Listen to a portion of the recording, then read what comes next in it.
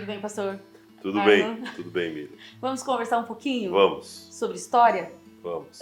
História de São José dos Pinhais, história da igreja. Né? Primeiro eu quero dizer que é muito bom falar com você, né? E eu estava pensando em algumas ações que nós precisamos fazer e uma delas é registrar a nossa história, né? Sim. Como cidade, como conselho de pastores. E aí eu pensei em registrar sua história chegando na cidade, como que foi vir para São José e como que está sendo, esperava tudo que está acontecendo. Me conte, me fala um pouco. Então, Miriam, uma alegria estar com você e também compartilhar um pouco com quem nos assiste.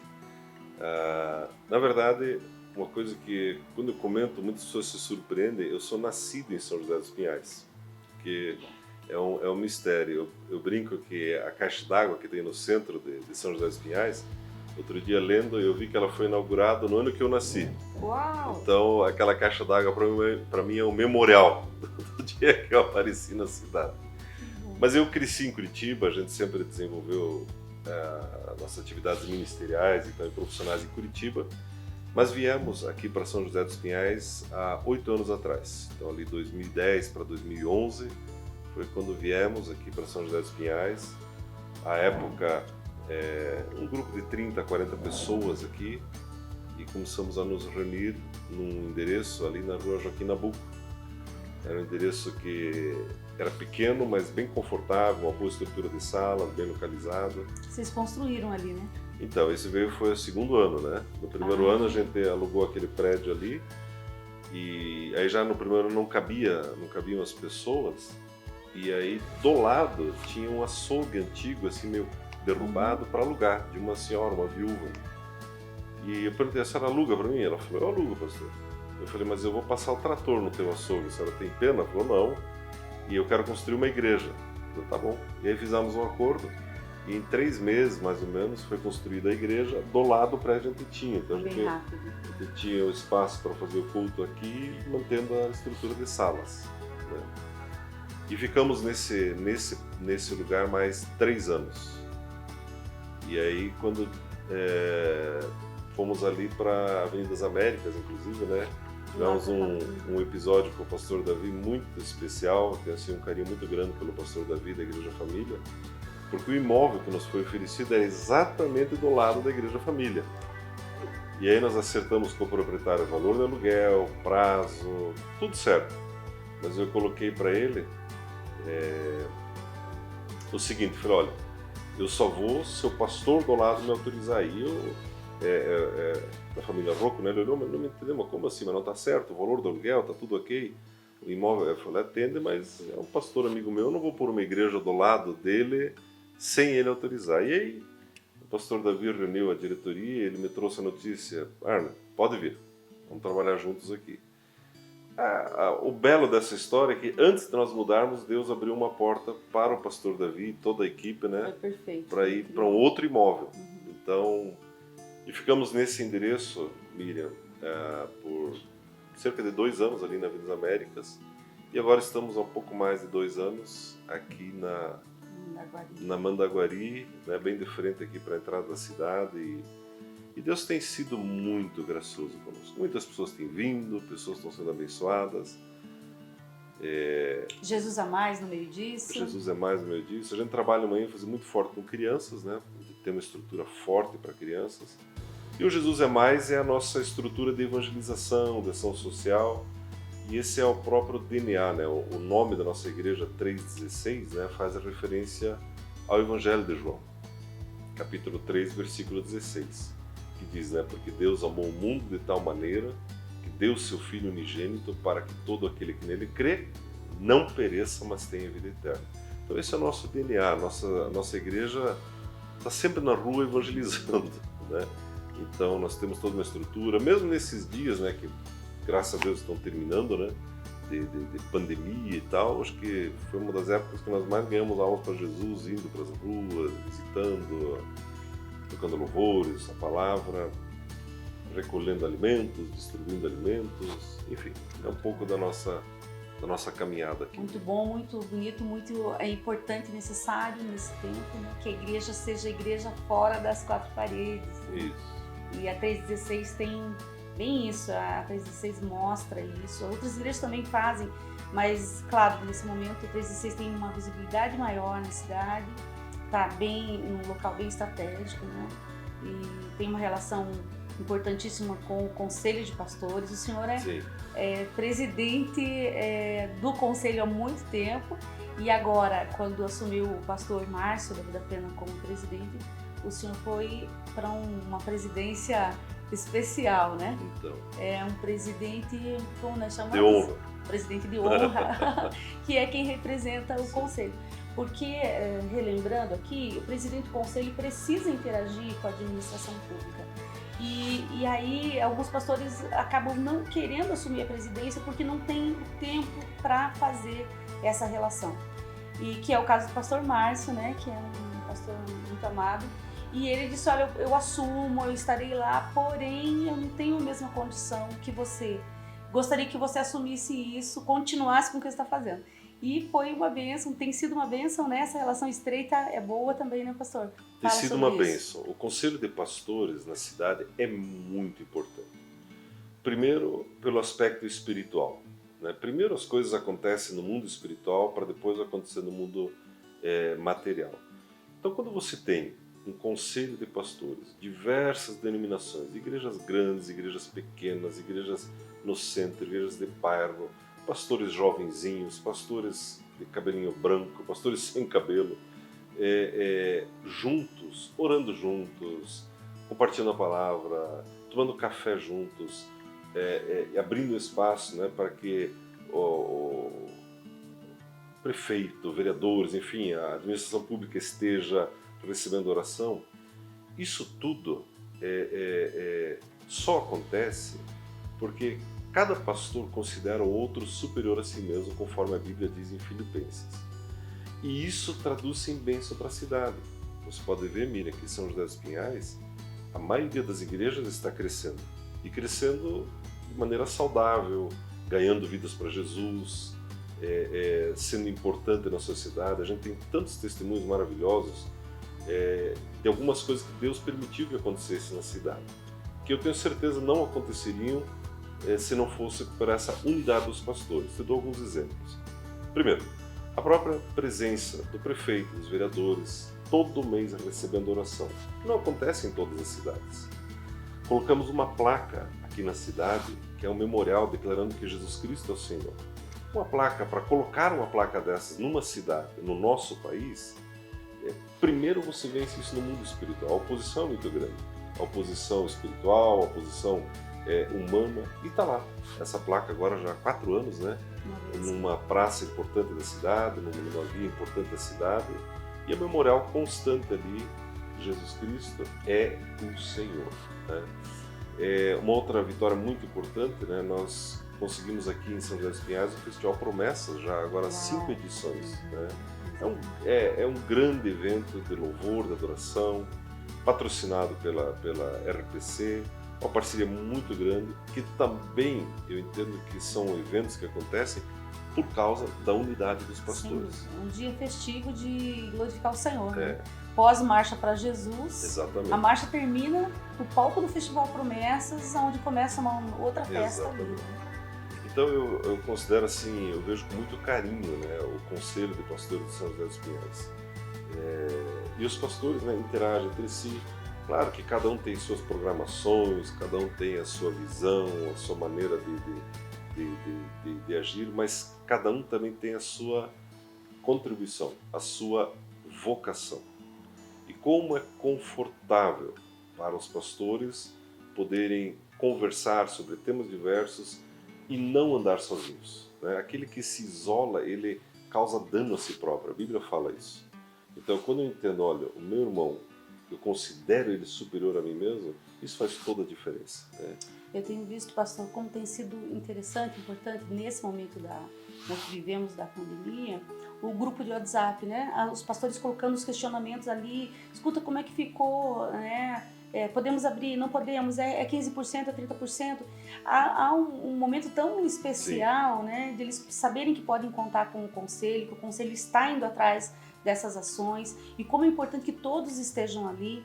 Eu atendi vários pastores ao telefone fora, que não participavam do grupo, e a gente colocou na última hora dentro do grupo para que eles vão recebendo as informações ali, né? Então é necessário e importante. Estar no conselho tem outros detalhes, né, que a gente vai acrescentando, com relação à documentação das igrejas. A gente tem interagido, tem tirado dúvidas, tem facilitado no sentido não de atropelar, mas no sentido de informar, né? Junto à administração pública, essa interação com os pastores, uns com os outros e com a administração, facilita na questão da documentação, para a gente conhecer a problemática legal e entender e assim resolver, e também disseminar as informações. Olha, acalmar um pastor que às vezes está passando por uma dificuldade legal e ele não sabe o que fazer com aquilo. Como que eu vou fazer isso? O outro que já passou diz, não, é tranquilo, vai lá, né, informa, preenche, e aí isso tem sido muito especial, tem tornado o conselho uma família, e eu acho que só tem fortalecido a cidade, né? Hoje nós temos igrejas que estão totalmente com a documentação ok, né? Inclusive as igrejas católicas, porque era cultural essa questão. As igrejas abriam, não havia necessidade de ter documentos, né? Era outro mundo, era outro momento que estávamos vivendo. Hoje precisa estar tudo documentado, precisa ter estacionamento, número de pessoas, a vigilância sanitária tem que passar, os bombeiros têm que estar ali.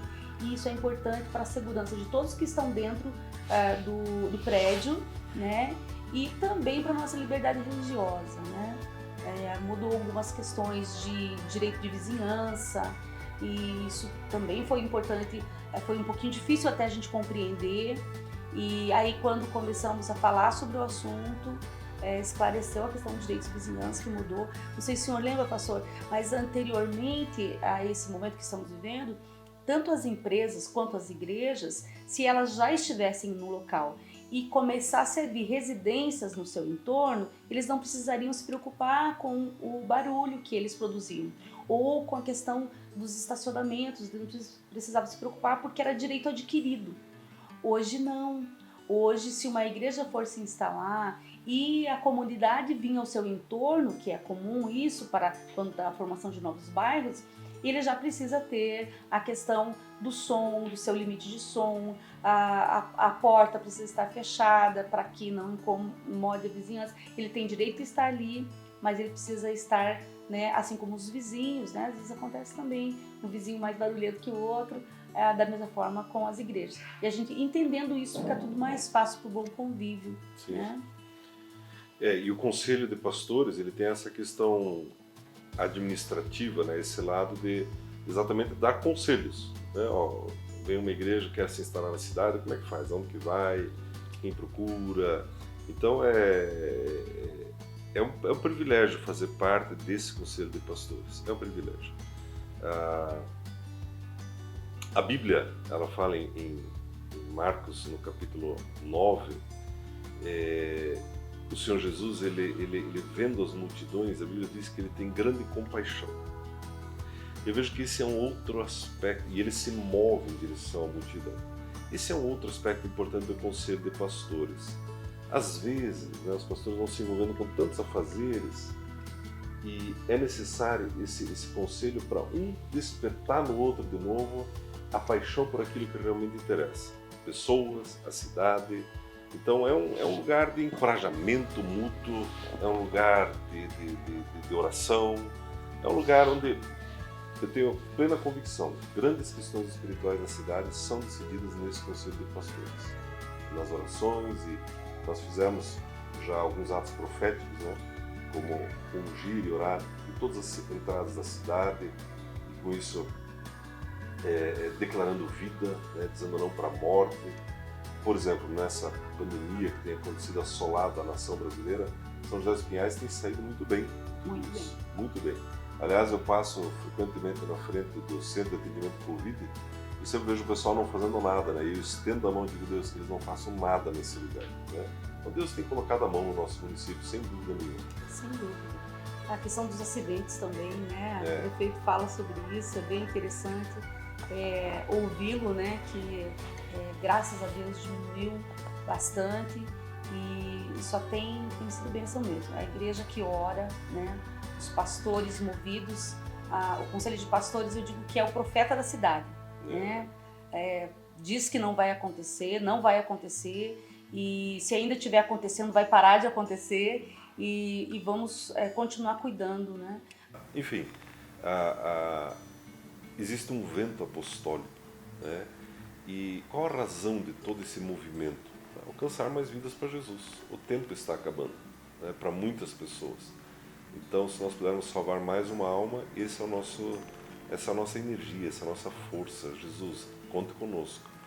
E eu tenho assim plena convicção, Miriam, né, que ainda estamos apenas começando, né? O grande mover ainda está para vir. Na cidade, também no nosso ministério. E Deus, Ele é especialista, né? Naquele dia que você já está meio cansado, olhou, acho que está bom assim, né? Já está meio tarde, já, vamos nos encostar por aqui. Eu lembro do pastor Bonke, que faleceu ano passado, o grande evangelista Rainer Bonke. Ele já era mais idoso e perguntavam para ele: pastor, o senhor não vai sossegar?